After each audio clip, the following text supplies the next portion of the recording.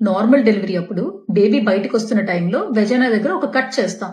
దాన్నే మనం ఎపిజియోటమీ అంటాం.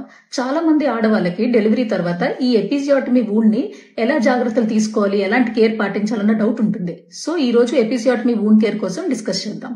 హాయ్, ఐఎమ్ డాక్టర్ ఊహా శ్రీనివాస్, కన్సల్టెంట్ గైనకాలజిస్ట్, వీరా హాస్పిటల్స్, విశాఖపట్నం. నార్మల్ గా ఈ ఎపిజియోటమీ వూండ్ కి స్పెషల్ అటెన్షన్ ఇవ్వాల్సిన అవసరం ఏమీ లేదు. కానీ ఆ ఏరియాని ఎప్పుడు క్లీన్ అండ్ డ్రైగా ఉంచుకోవాలి.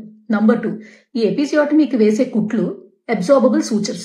సో దానివల్ల దీనికి సూచర్ రిమూవల్ చేయాల్సిన అవసరం కూడా లేదు. 21 days తర్వాత ఈ కుట్లు వాటంతట అవే కరిగిపోతాయి. నంబర్ 3, సిడ్స్ బాత్ అంటే ఒక టబ్బులో గోరువెచ్చని నీళ్లు వేసుకుని ఒక మూత డెటాల్ గానీ బెటడిన్ గానీ వేసుకుని రోజులో ఒకసారో లేదా 2 సార్లు ఆ టబ్బులో ఒక 10 to 15 minutes కూర్చోవాలి. ఇలా కూర్చోవడం వల్ల ఆ వూండ్ ఉన్న ఏరియా క్లీన్ అవడమే కాకుండా నొప్పి ఏదైనా ఉంటే ఆ నొప్పి కూడా రిలీవ్ వస్తుంది.